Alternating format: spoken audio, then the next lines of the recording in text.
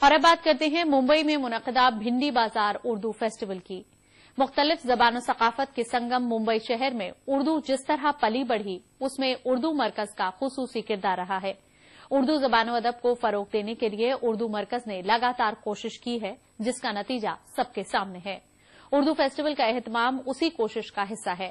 بھنڈی بازار اردو فیسٹیول کے آخری روز کس طرح کی سرگرمیاں رہیں، آئیے دیکھتے ہیں اس رپورٹ میں۔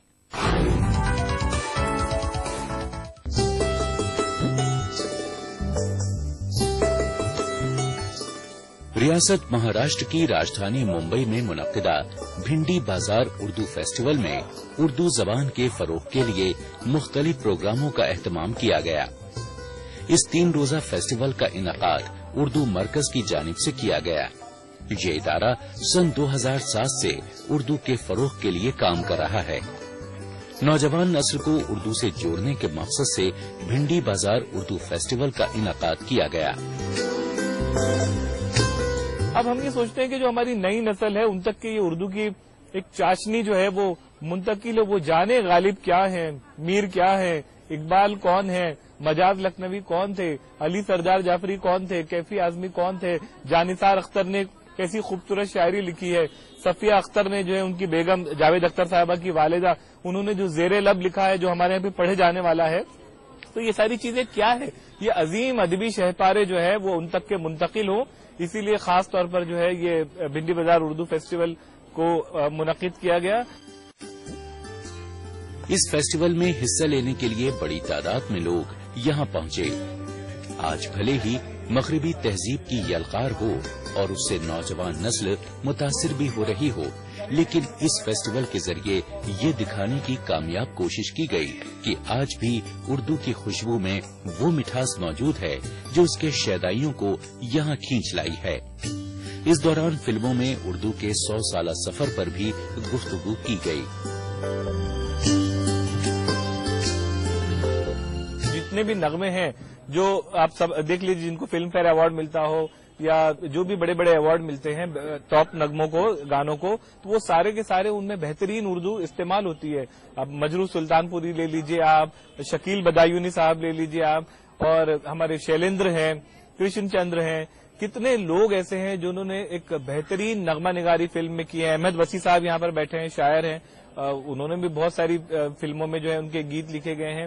تو ہمارا یہ ماننا ہے کہ آج بھی آپ دیکھیں، اگر آپ فلم انڈسٹری کا تصور کریں تو فلم انڈسٹری کی بات ادھوری ہوگی اگر آپ مغل اعظم کے بارے میں نہ سوچیں، اگر آپ امراؤ جان کے بارے میں نہ سوچیں، اگر آپ پاکیزہ کے بارے میں نہ سوچیں، اگر آپ رضیہ سلطان کے بارے میں نہ سوچیں، اگر آپ بازار کے بارے میں نہ سوچیں، تو یہ وہ ایسی فلمیں ہیں کہ جنہوں نے بہترین نغمے دیے، بہترین ڈائلاگ دیے، بہترین اسکرپٹ رائٹنگ دی، بہترین کاسٹیوم ڈیزائننگ دی اور بہترین ایڈیٹنگ کے ساتھ جو ہے اس کو پیش کیا گیا ہے۔ اب تو بس یہ خوشی ہے کہ اس قید تنہائی سے نجات ہوگی بہت جلد، اور تم کب ملو گے پیار لو، تمہاری سخی۔ اس فیسٹیول میں پیش کردہ ثقافتی پروگراموں کو لوگوں نے خوب پسند کیا۔ اس میں اردو کی تقریباً سبھی صنفوں کو شامل کیا گیا۔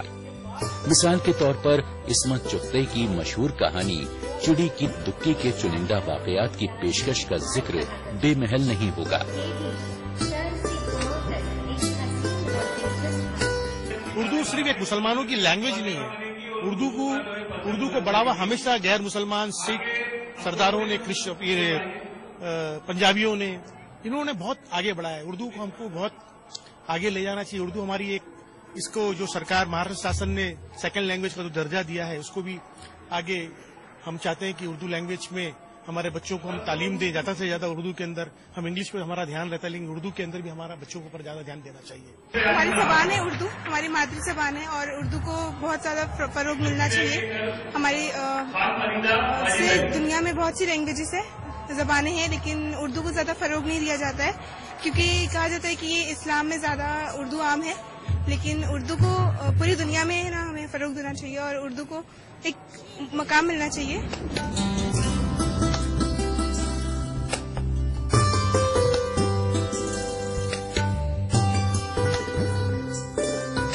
जहां एक ऐसा सेक्शन भी बनाया गया था जहां तस्वीरों की नुमाइश लगाई गई।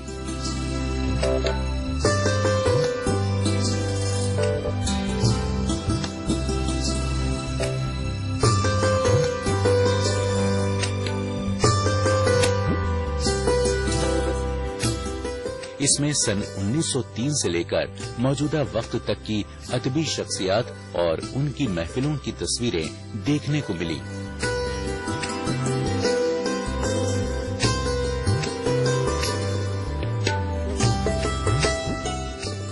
इसी के साथ भिंडी बाजार के अक्स को पेश करती तस्वीर भी इस नुमाइश का हिस्सा बनी।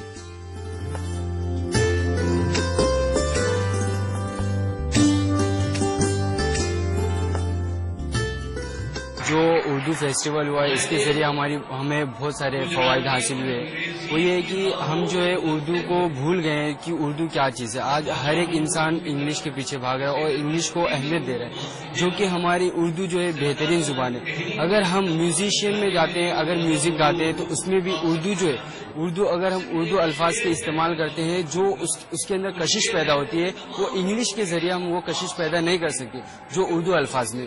और आज हमें इस फेस्टिवल के जरिए ये फायदे हो रहे हैं कि उर्दू का मकाम क्या चीज़ है, उर्दू के मकाम को पहचानने का जरिया मिल रहा है हमें, जो कि इंसान एकदम भूल चुके हैं कि उर्दू क्या चीज़ है और उर्दू की अहमियत को एकदम गंवा चुके हैं। जो हमें फिर से उस मौके को, हमें उस चीज़ का मौका दिया जा रहा है कि उर्दू को अपने पास रखो और उर्दू का अहमियत दो, क्योंकि उर्दू हमारी बहुत ही अच्छी जुबान है और ये तहजीब है हमारी।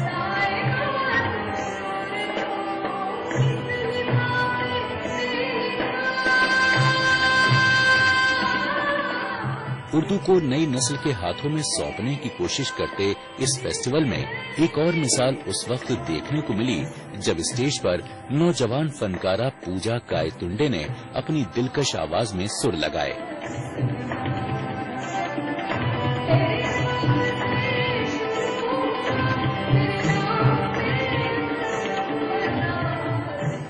इस फेस्टिवल में बड़ी तादाद में नौजवानों ने शिरकत की। उर्दू में इजहार करने की खासियत ही इसे दूसरी जबानों से अलग बनाती है। उर्दू इल्म अदब का गहवारा रहा ये इलाका आने वाले वक्त में भी इसे फरोग देता रहेगा। मुंबई से राजिक खान के साथ नई दिल्ली से दिव्या साहू की रिपोर्ट।